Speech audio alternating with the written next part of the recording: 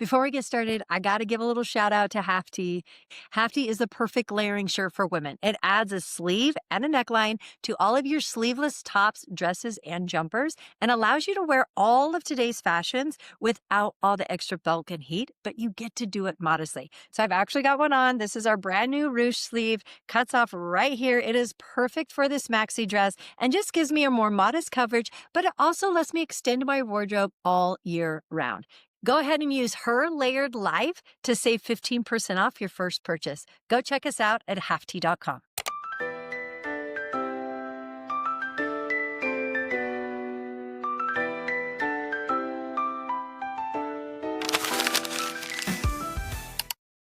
Today's episode is really special for me because I get to sit down with my oldest daughter, Charlee. What's up, gang? When I started Hafty, Charlee was 8 years old, right? You were 8. I started to do the math.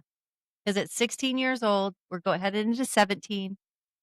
So I you're had to have been starting 23, it when I was 7, and then by the turning 8. time I was 8, it was off the ground. Okay. So she's literally grown up alongside this business. She's seen the late night, the warehouse runs, the brainstorming at the kitchen table, and a few too many photo shoots she didn't exactly volunteer for, i.e. last week, Halloween shoot. Was not expecting that. But she made a really good Galinda. I'm just saying. But what's been incredible for me as her mom is watching all of those experiences shape her, how she's grown into a woman who leads with compassion, advocates for others, and uses her voice with so much purpose. She's just not part of my story. She's proof that when we live our layers with intention, they ripple into the next generation. Chuckles. Girl. So Charlee, when I was pregnant with Charlee, I knew I wanted to name a little girl Charlee, but my one stipulation is that no one could call her Chuck. It worked for a long time until high school. And then we had a really good friend, her best friend's dad, right? Brett is the one No. that started it. It wasn't Brett. No, let me interject and give a little bit more. Let me give the true story. It was my freshman year. I'm pretty sure he was my sophomore basketball coach. Who? I can't remember his name, which is horrible, but he was really tall and lengthy. I can't remember either. It's okay because you weren't there yet. He called you Chuck? It was my one year that you didn't coach me, and he called me Chuck. Oh, I didn't realize And that. that's where Brett got it, and that's where everyone else started calling me Chuck. It's because he called me Chuck, and then my teammates called me Chuck. Then Brett Clark called me Chuck, and then Clancy and Covey started calling me Chuck, and then everybody started calling me Chuck. And it was funny because in the atmosphere, like on the basketball court, it actually worked and it didn't bug me as much. Like it was kind of cute. Yeah. It would just felt the vibe. It fit the vibe. That's a good point. Right? Anyways, Charlee has a million nicknames. We call her Cha-Cha. We call her Chuck. We call her Chuckles. We call her Chotch. We call her Censor. not like that. Gosh dang, Gina. Chewbacca. Oh, who calls you Chewbacca? What I does can't Lindsay remember. call you? Cha-Cha. Oh, she calls you Cha-Cha. Cha-Cha de Ligorio. Oh, wow. Mm-hmm. Cha-Cha mine too. de Ligorio. Thank you, Lindsay. That is amazing. Got Chula. Chula? Yep, that's Really? the new one. That's who calls you Chula? Ben. Oh, Ben. That's Ben. Ben's edition of Charlie. Okay, Chula. so Charlee just got married in June. Ben is Charlie's husband, and he now has developed a new nickname, Chula. All right, well, let's moving on. We will start the actual questions. Charlee is, how old are you? 23. 23. 24 on Friday. It's Give your me a birthday birthday. And Charlee really has been through the Hafty adventure from day one. And I want to start with, what are your earliest memories of Hafty? Like when you think of the very beginning, what are your first memories of Hafty? Oh my gosh. My very fondest and best memory going way back when is I met Noelle's kids for the very first time at a photo shoot. Photo shoots are like the main thing because you went in, you got your hair done, you got your makeup done, and you did a photo shoot. But I remember meeting Noelle's friends, and just for a little backstory, Noelle was my mom's partner for a really long time, and she had 3 little girls. And I walked into the studio, and I met this little girl named Ellie, and she was like, "Who are you?" I'm like, "Oh, my mom owns Hafty." And she's like, "What? My mom does too." And I was like, "No, she doesn't." No, she doesn't. Like, my mom started this. You're faking. And then that's how I also met Noelle. But that was probably my earliest memory was meeting those girls and, like, knowing for a fact that you started half T, but thinking how it was so bizarre that somebody was also working in half T with you. Yeah, I bet that was kind of It was kind interesting. of weird. It was a little, like, territorial for a Yeah, second. I was like, sure. "Uh-uh. Uh-uh. Uh-uh." You're you're not the OG. That's interesting. So photo shoots are like your earliest memory. Oh, absolutely. And that's so funny because they still so now, I mean, Charlie, yes, she'll get wrangled into a photo shoot every once in a while, Yeah. but it's not your favorite thing to have to do. No. Anyways, but now it's Clancy, who's the 13-year-old that is always asking to be in photo shoots. And she's pretty sure she wants to be a fashion model. And that's all she ever thinks about. So I find it fascinating that it must kind of be the age. Well, and it's a confidence thing. Oh, or at least for me it was. I mean, back in elementary school, all of the guys I had crushes on, they never liked me. They always liked my friends. And so in my head, I'm like, "Oh, I just must not be that cute or like that pretty." But then when I started doing photo shoots, I'm like, "Okay, like I'm a model. I am. Like I'm model. Like I'm so cool." It's like this little, like 8-year-old, 10-year-old brain is like going to these photo shoots, getting their hair and makeup done, and in one world, you're like, "Oh, no big deal," but in this world made me feel really cool. Oh, And so I that's think it cute. was more like a confidence booster, and so I could totally see how that would translate into Clancy's brain, someone who is so fashion forward and fashion minded being like, "Oh yeah, I model for my mom," like and that's a real company, it's not just Right. I don't know, Family it's not photos. just Cody taking me down to the basement trying on clothes and her, like, taking my pics as a photo shoot, you know? Right. We all do. I have got some really good photography on my phone of Cody's fashion shoots, Yes. taking Cooper and Clancy, but getting all of their makeup ready. Did you ever do that with them? Or is this a Cody thing? I think it's just a Cody thing. I didn't have to call because I didn't have a What? You Clancy. called? Yeah. Call is my 20-year-old Boy, son. So I haven't seen those photos. it's I okay. probably haven't scrolled back far enough. It's because 'cause they're printed, they're not digital. Anyways, Cody would take the little girls all the time and go out and have like little mini photo shoots. So we have like Cooper at age 6 with like full face done, hats, outfits, like laying on blankets, like with Cody shooting over top. I wish I gotta pull some. I'll try to find some so we can show it. Anyways, I never really thought about that. I did not know that that would be your earliest memory would be the photo shoot. So that's kind of fun. So back in the day, when we first started Half Tea, do you remember like running Half Tea out of our house? I remember it being in our house, but I wasn't necessarily down there filling orders, and so the only part that I was inserted in was the photo shoots. Yeah. But, I mean, like, I remember being in the garage, and then when we moved to the house that we live in now, it being down in what was my old room, thinking about how small that room is and how there possibly could have been, like Costco storage shelves with giant containers, and in the little kitty corner where I would do my makeup, that's, like, where the computer was and the phone was, and it was just a happy little chaotic room, which is just so crazy to think that it's now where it is, in an office with A giant a warehouse, giant warehouse, storage units. I know. I think about that. systems. Yeah, systems. So our extra inventory would live out in our garage, and there was just boxes everywhere.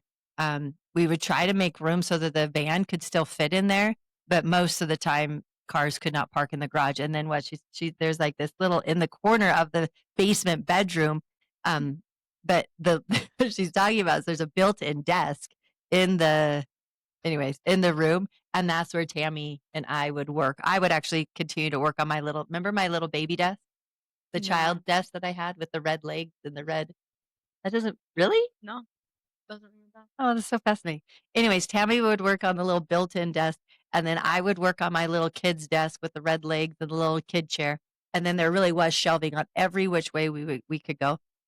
And that's where we filled orders. That's where we kept the kiosk up and running. And then once we had The Clancy, kiosk. remember the kiosk?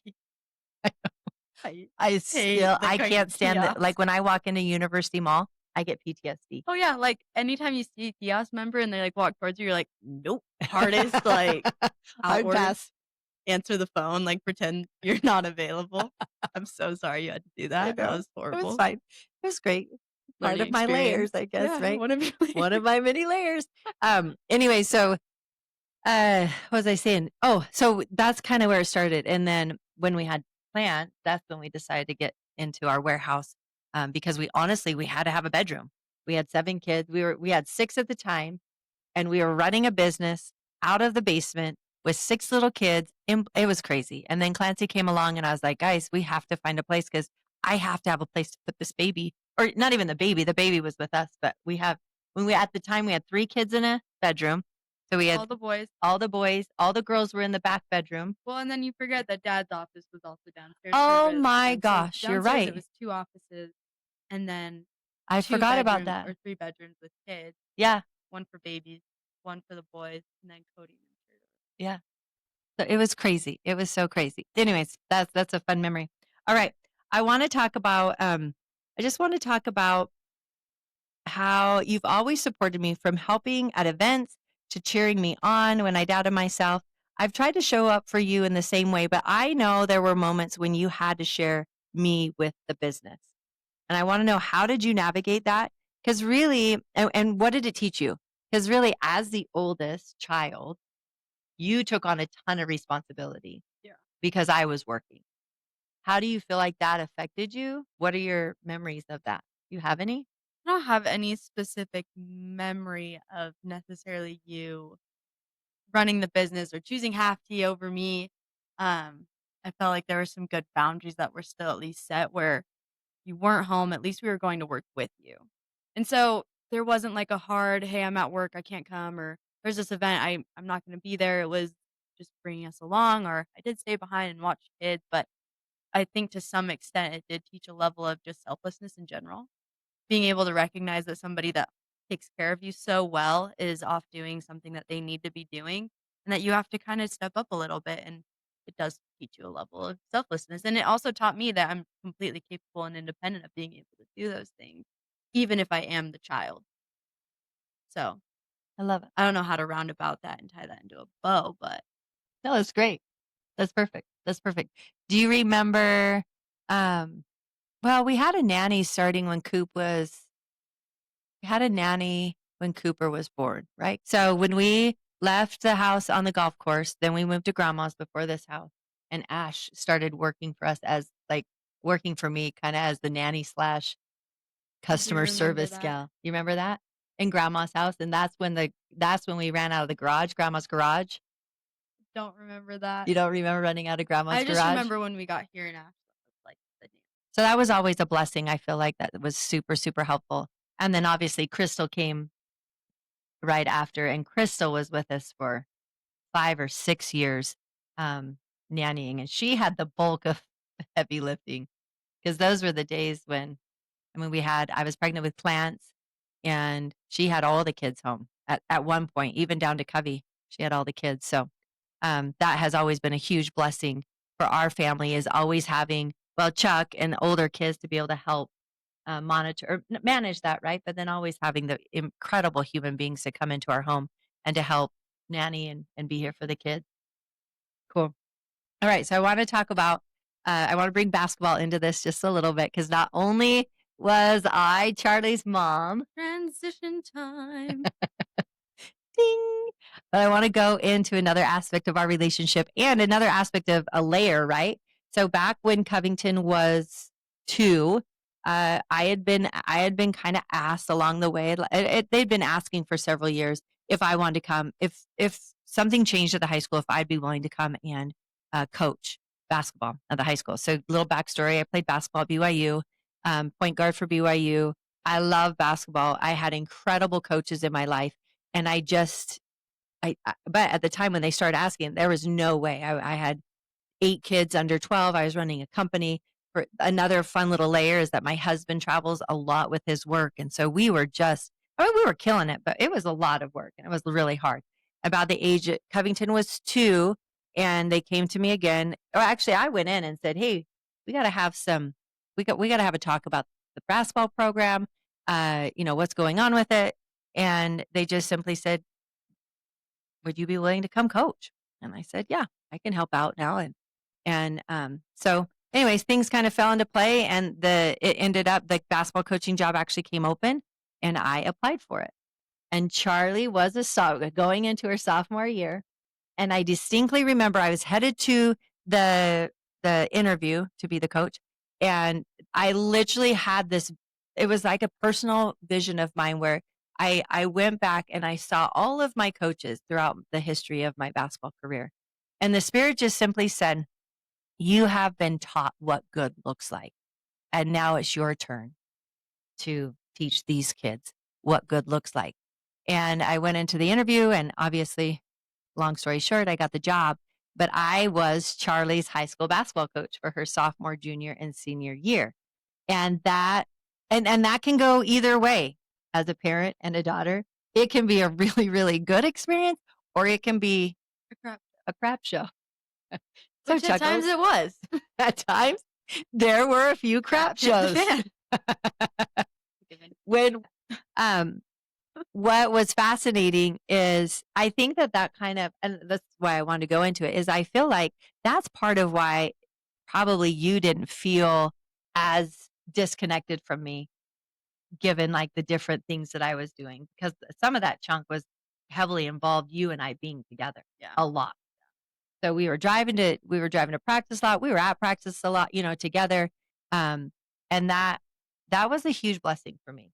I loved being Charlie's coach. Yes, it was a little tricky at the beginning trying to find like boundaries, because Charlie, she has a mouth on her and she is very opinionated. So do you want to share? I'm protective. And she's very protective. So go ahead. Of my people. I feel like that I was kind of trying to like rage bait her a little bit. Yeah, you baited the rage. You baited the rage. Your turn. Even more context, it didn't start sophomore year of high school. That's we true. actually go way, way, way back to fifth grade. Yeah. And we went 5th grade, 6th grade, 7th grade, 8th grade. And then I went to high school and I had a different coach. I did not love that experience by any means, which is kind of ironic that you became the coach the next year, because it kind of sounds like, oh, I cried like a little baby and I didn't like the coaching experience. Ever cry, ever. You really, I mean, you did, but not like whiny cry. You're like, this is freaking hard. That's true. And then you came in. And then, yes, those boundaries were really interesting, because I remember she was so mean her first year. She just like came into this new program. We were a little bit lazy, and so I get it. So she was trying to change the culture at Provo High, because at the beginning it was, like I said, very, very lazy, very laid laid back. Yeah, a little bit more casual. Super casual. And I'm not very she's casual. not casual. She's, I don't know. It's a weird dynamic. Specifically when it comes to basketball. Yes, because honestly, it is about repetition. It's about being consistent. It's about showing up. It's about doing hard things. And that's hard to do in an environment that's lax. So, but I think she took it a little too far. Sometimes when we would do drills, she'd put these consequences on it. And if you didn't make however many shots, you had to run, a down and back or a ladder. And it was just exhausting. And sometimes she'd just call things that were totally unfair. And she'd be like, hey, everybody on the line. I'm like, no, I disagree with what we're doing here. And nobody would say anything. And it pissed me off. You can't say stuff to your basketball coach. You say, okay, coach, you get on the line. Yeah, but it was totally unfair. Not Chuckles, though. I said things, and then we got even more running, even more push-ups, even more jumping jacks, whatever. And we got to a point where I would speak up and everyone would turn to me and be like, shut up, Chuck. Shut your mouth. I was like, you guys suck. I'm trying to help you and it's not working. She's totally defending her teammates. She literally, it was like she was trying to save her teammates from her crazy mother. Right? You were, yeah. Oh. Anyways. It got better the second year, but that first year, there was a lot of trial. No. The whole year was terrible? Well, because we were so bad that first year in general. Like, as a terrible, we had laughs. That's different. She went to college, but she was an anomaly. But we didn't get good until the year after, and that's when we had like 3 athletes go off to college, and we were just a better team altogether. And I think it's because everyone was on the same page. But that first year was just like it was a very hard year. Any first year, I think of anything. If you think about your first child, your first job, your first even your first date most of the time is a little bit awkward and weird, right? So Yeah. anytime you have a first and you're trying to learn for the very first time what it looks like to coach, and coaching actually is very interesting because I have played thousands and thousands and thousands of hours of basketball.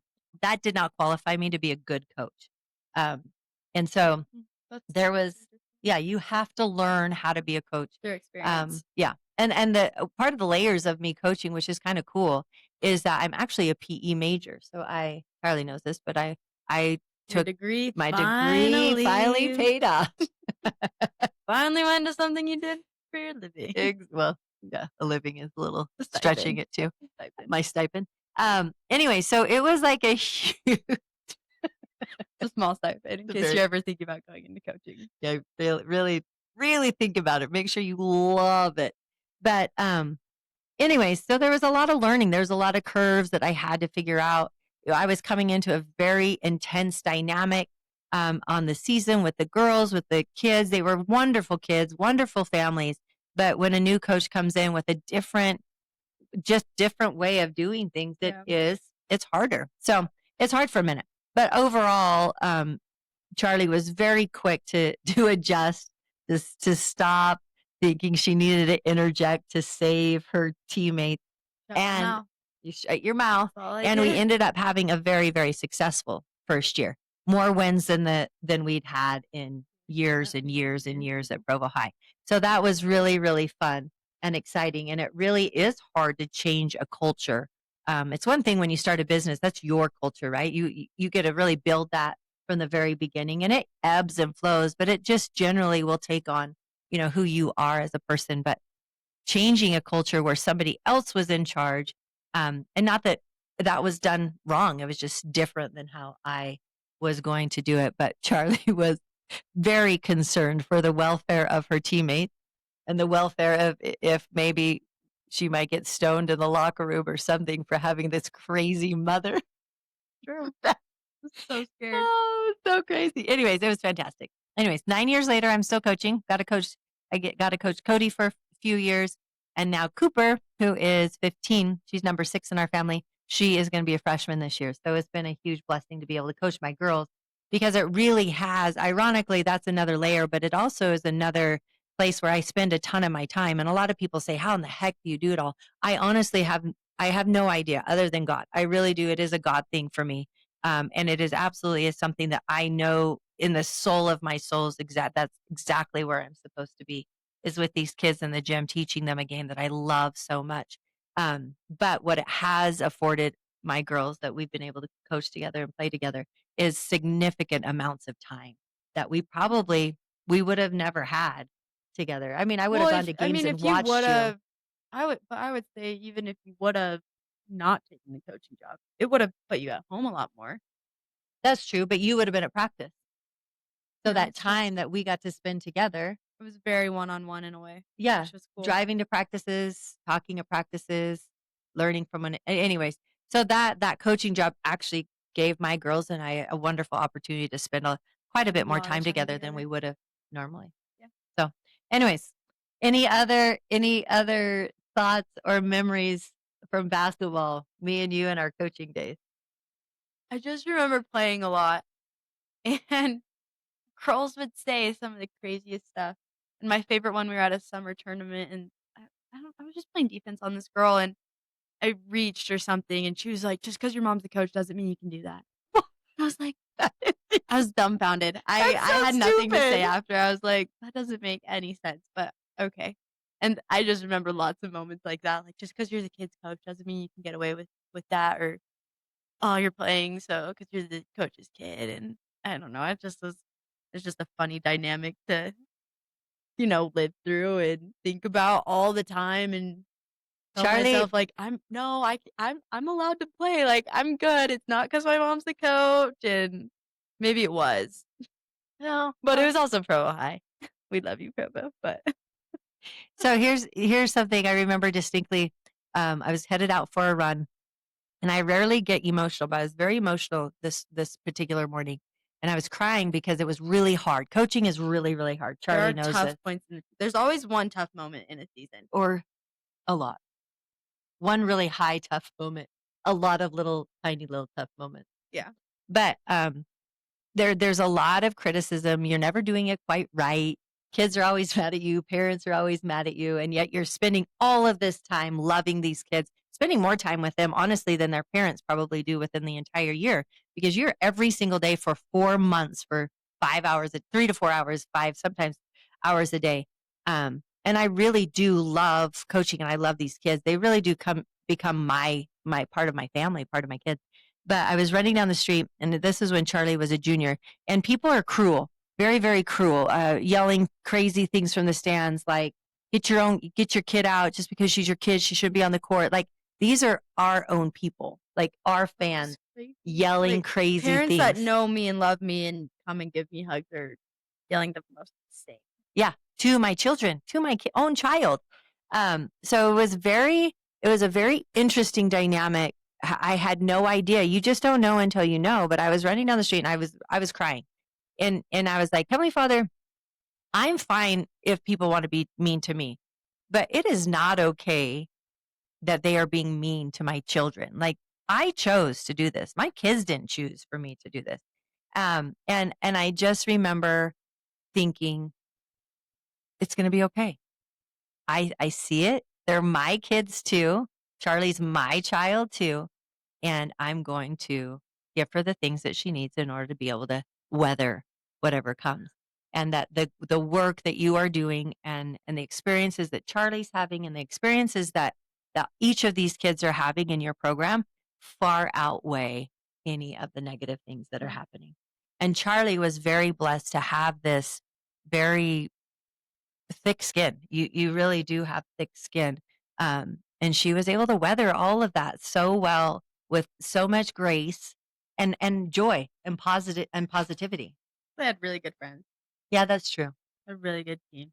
Yeah, we did have some really great kids. Even if Anyways, parents were saying it from the outside, it was on the inside where people weren't usually yapping their mouth, or right. it was just very healthy on the inside of the team Yeah, that's for true. the most part. Yeah, that's very, very true. Anyway, so that's a fun little layer That's a to good Charlie and layer. I.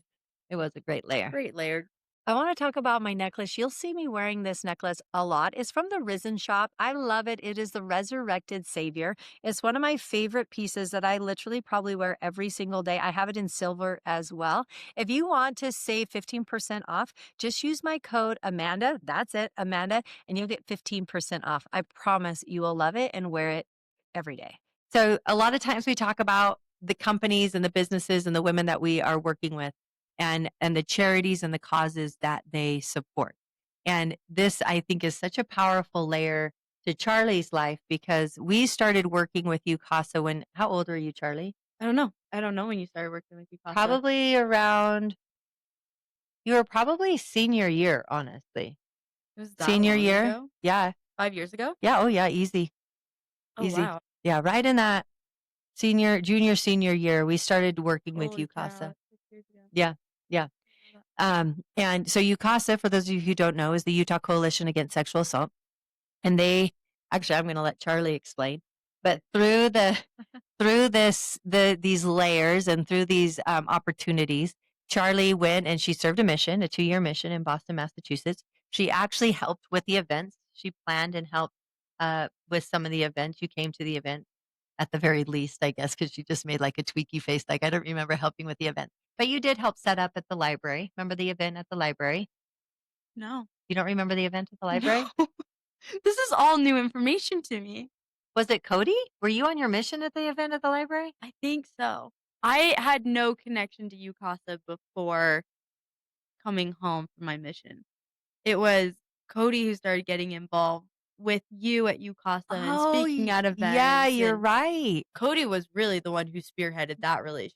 Yeah, with, you're right. I totally forgot about with that. UCASA. Yeah, and, you're right. And that's what piqued my interest. But I still had no idea that they were the Utah Coalition Against Sexual Assault specifically. I just thought that they were a nonprofit that you guys had been working with, and thought that was cool in general. But there was no inner spark. Interesting. You're right. You're right. That was Coco. Wow. Yeah. See, this is what happens when you have so many children. You get them all mixed up in their experiences. But that's all right. Forgiveness is good.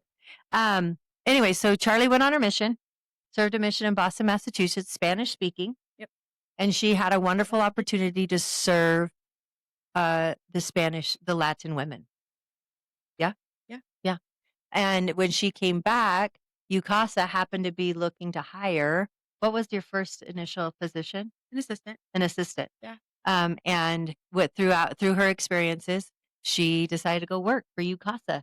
And she would have never had that opportunity had Hafti not have been working with UCASA previously. So the relationship that Liliana and I had, and when Liliana reached out and said, "Hey, your daughter's coming off a mission. Would she be interested in this?" Actually, I think I actually reached out to her and Well, said, yeah, because "Yeah, here's the thing, when I was on my mission in Massachusetts, I had a stalker at one point. He was so creepy, had a dream about my family, it was and it crazy. was, like, Knew so everything about us." it was so creepy. And from that moment on, that honestly shifted my mission because I hit a point where I was like, I'm not gonna teach any men anymore, which is kind of weird to say and kind of backwards because 'cause you're out there to teach about Jesus Christ, but I didn't feel like I was putting myself in safe situations when I was teaching men, which drew me to a lot of women, a lot of children, and it really put me in the homes and in the hearts of these women and children, and oftentimes that came, I would say not even often, but almost every encounter that I had, somebody disclosed that they were a victim of sexual violence. And it started with women, and then it started sharing about their kids and how they were victims of sexual violence, and it just was such a pattern that it really just kind of piqued, a little fire in my soul. I just didn't quite understand why it was so common and why was I understanding of these women, and because again, it was in Spanish, and I don't know, it just kind of piqued like this soul mission.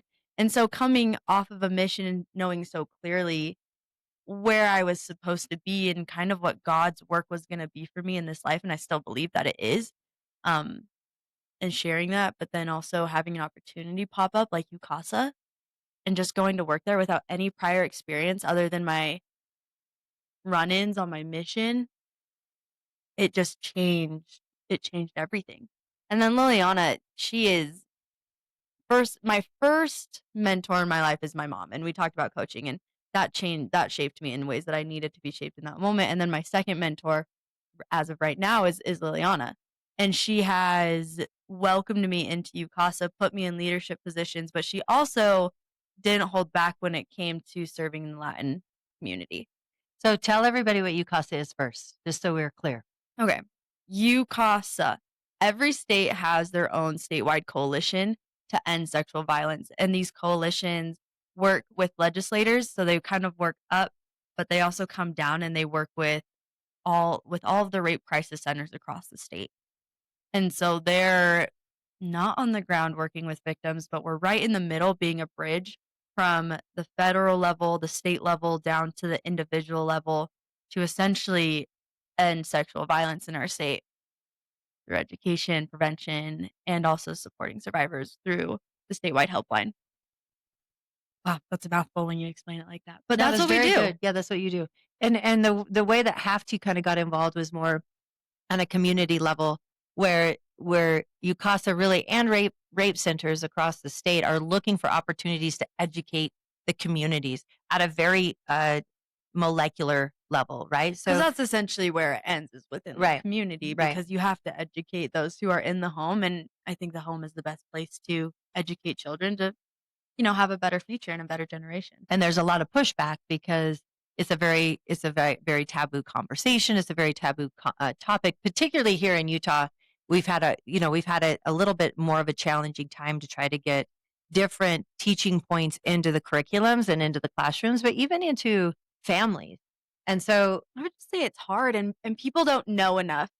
I think things become taboo when you don't quite know what you need to know to be able to teach what you should be teaching. And so people shy away from it rather mhm. than leaning into it.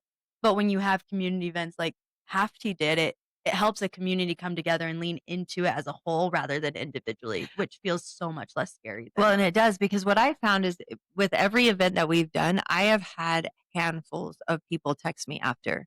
Thank you so much for making this a more of a space that we could talk about these conversations. So many victims has actually come forward to me and said, "This happened to me when I was in high school. This happened to me when I was in college." this happened to my daughter or my son.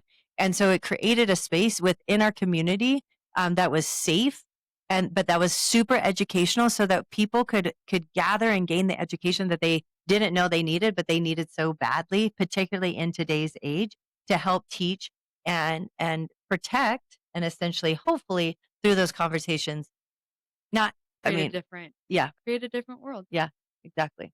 So that's essentially what UCASA is. And Liliana is the director of UCASA, and she is one of my dearest friends that we started working together years ago. She is a boss woman. Yes, she is. And we're actually going to have Liliana on As the you should. podcast, As I you should. So, anyways, uh, I think that has been a very powerful tool in your life as well. That because of Hafti, that has led you into, you have been given all those little, aha moments, those Eve moments. I talk about Eve moments on here a lot. Your mission, coming home and the things that Heavenly Father blessed you with out on your mission, the perspectives, the experiences that you gained out on your mission with the Latin women specifically, I think is fascinating. So let's talk about like what you What I do. specifically have been doing, which is actually crazy because obviously we're not Latin. No, but here's this is another little moment, which is good to know because it didn't just start on the mission and being exposed to the Latin community. Back when we were all little kids, my mom put us through Spanish immersion in preschool. And so, I mean, even from the earliest, you good? Need to blow on it a little bit? You got it? Keep going. I just spilled my water for those of you only listening, all down the front of me. If you're watching on YouTube, you now get to watch and look at this drizzle down my. I don't know if drizzle's the right word. I think that's a little weird, but there are some drops on there. Okay, keep going. Sorry. The layer of I digress. Yeah. The layer of literally ever since I was a little kid being exposed first grade to Spanish. Mm-hmm. So I had this really, really strong impression that I wanted my kids to learn Spanish. Charlee has been a full circle moment. Full circle of like, impression. This is created. Why. Now every one of the oldest three kids Charlie's the only one that actually got called to serve a mission, Spanish speaking. The boys didn't. Well, Cash chose not to put Spanish on his mission papers that he spoke it because he said God knew he spoke Spanish. And so if God knew he spoke Spanish, then he would get Spanish speaking called. He didn't. He got called English, but then get called to be a Spanish speaking missionary halfway 6 through. months in. Yeah, it's kind of crazy. And he's like, "You'll never believe it. I knew I was right. God knows." So now I'm Spanish speaking. Anyways, it's hilarious. We all need those moments. Yeah. And then Call got called English speaking, but now he has also served half of his mission Spanish speaking. So it's actually been very, very cool and very like, okay, thanks, Heavenly Father. Because everyone thought I was absolutely cuckoo because we were driving clear up to Orchard, which is like 18 minutes away from my house. I literally have probably 6 elementary schools within a 5-mile radius where I live. And I was carting the kids up to Orchard Elementary, 18 minutes away in Orem, Utah. But that is kind of where it all started. Oh, yeah, absolutely. Absolutely. And so that was the first exposure to Spanish, was one, being able to speak it. All of my teachers came from different parts of the world, some from Peru, some from Mexico, Chile, just everywhere. They're just from everywhere. And it's kind of cool to look back on it and going and serving in Massachusetts, which people call the melting pot of the US because it just brings in all these different cultures. And so kind of having all that background and then going into UCASA, I'd been there for a year and I was an assistant. And then I got a different role. I kind of moved up a little bit and was put into a systems coordinator role, which, well, I don't quite know how to explain that one to the general public because the nonprofit world is a lingo of itself. But we started this program called the Promotora program, and it was originally established back at the East LA Women's Center, and I want to say it was like 1986. No, that's too far. 1996. So probably about 30 years ago, and that's where it all started. And Liliana felt like we needed to bring it here into UCASA, and we needed to start having our own Spanish program specific because we are a large population of Hispanics here in Utah. So she brought in Alva. Alva came and did the training, and then 2 months later, we're hosting our own 18-hour training. We're training about 12 women who are solely Spanish speaking and what they do. And wait, I digress. I went too far. Let me take a few steps back. What we did at that training is we basically gave them the tools to recognize, one, that sexual violence is a thing here in our state, and it's a thing in a culture. Being able to recognize how that has affected an entire culture and generations, it just really helped these women have eyes to see the need for change. And I mean, they already did because they were in the room.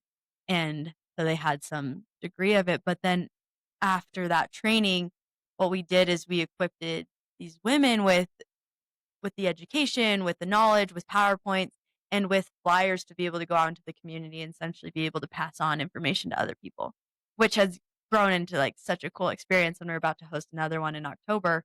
And this time we have 36 women who are wanting to do the actual training who will then go out and, we'll hopefully keep growing, which has been so cool.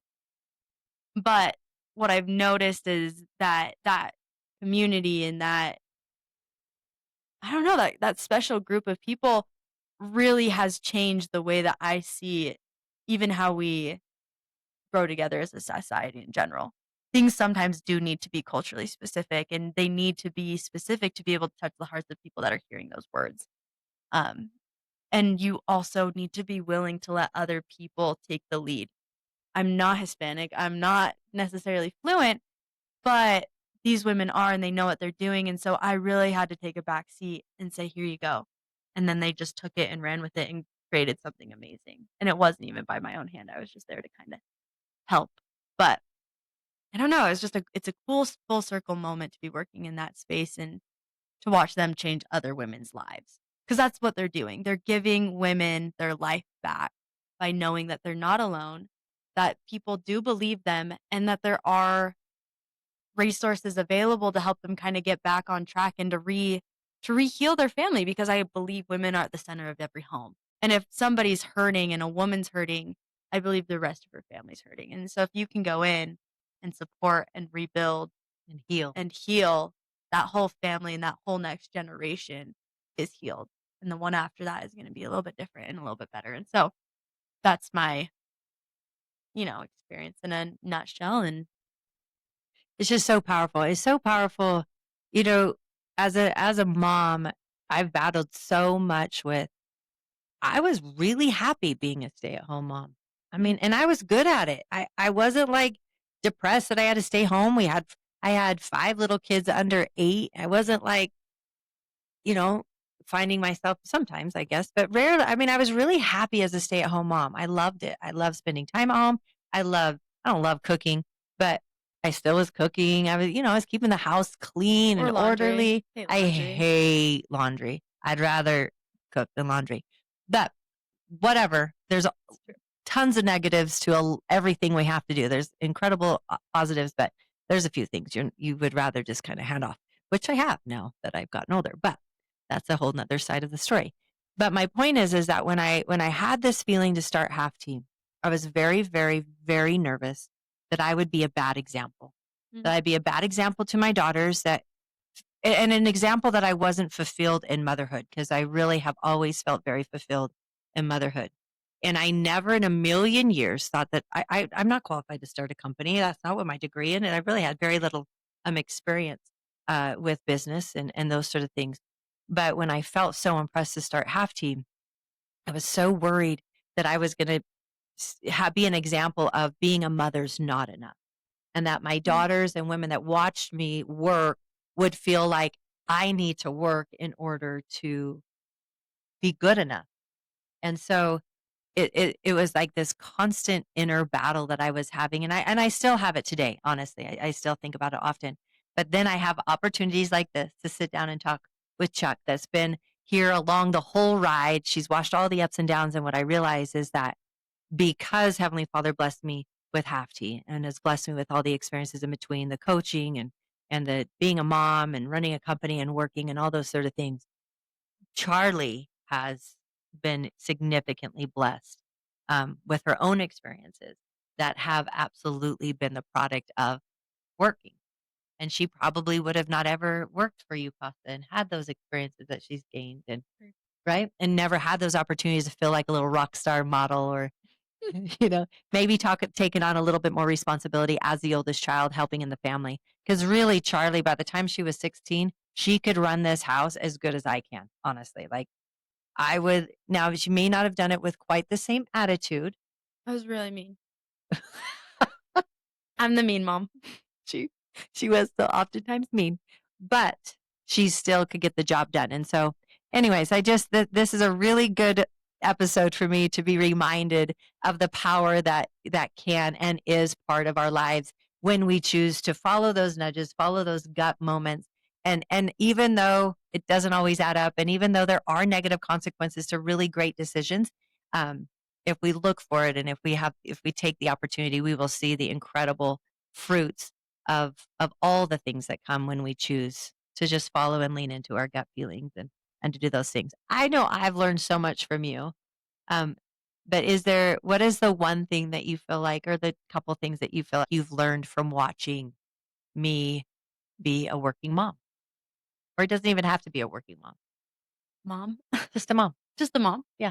Never just, but No, never just. You're right. never Take ever just out. just. Yeah, never. That if you want to do it all, you can do it all, but it comes with a cost. And it also comes probably with a really good community around you. Oh, I love that.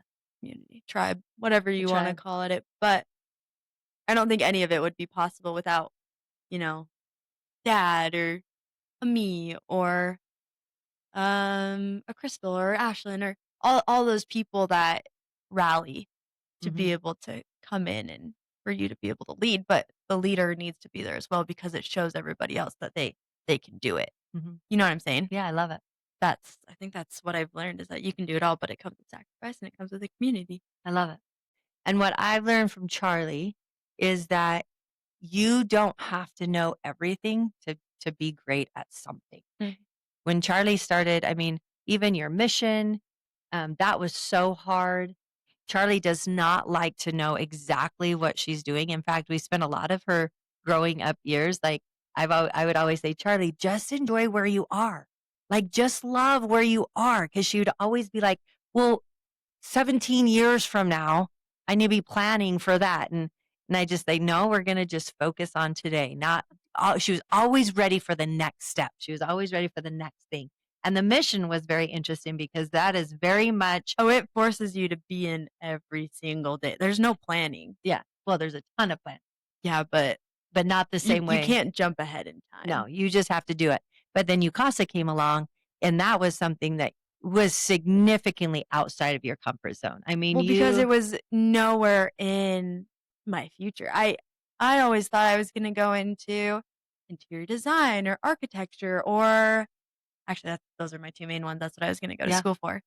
But in no way, shape, or form did I ever think I'd go nonprofit. And so this just has completely changed the trajectory of what I thought my life would look like. right. In Which is general. fascinating because I'm going to kind of tie that in together because interior true. design, you got to be in the very intricate parts of human design, right? Where you were But very much a interesting. part of changing women's lives, and your own design Mm. was significantly shifted, in that. And then as far as architecture, building, designing, you really have been a large part of building a program at UCASA that did not exist.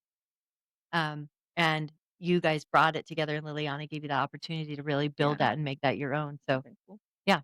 So anyways, that is what I learned from Charlie is always willing to take on the challenge, and you don't have to know everything in order to do a fantastic job, and to be willing to learn and be humble Mm. because you have had to be extremely humble through the UCASA and through your mission and through a lot of things. And that's always, it's been so fun to Not see by how she has choice. grown. Not by choice. Right. Well, most of the time humility comes by a nice little smack in the face. Love the it. What? Yeah, or the butt. Nice little kick in the butt. Anyways, thank you, Chuck, for coming on. Thanks for taking the time to come on today. How fun that has been.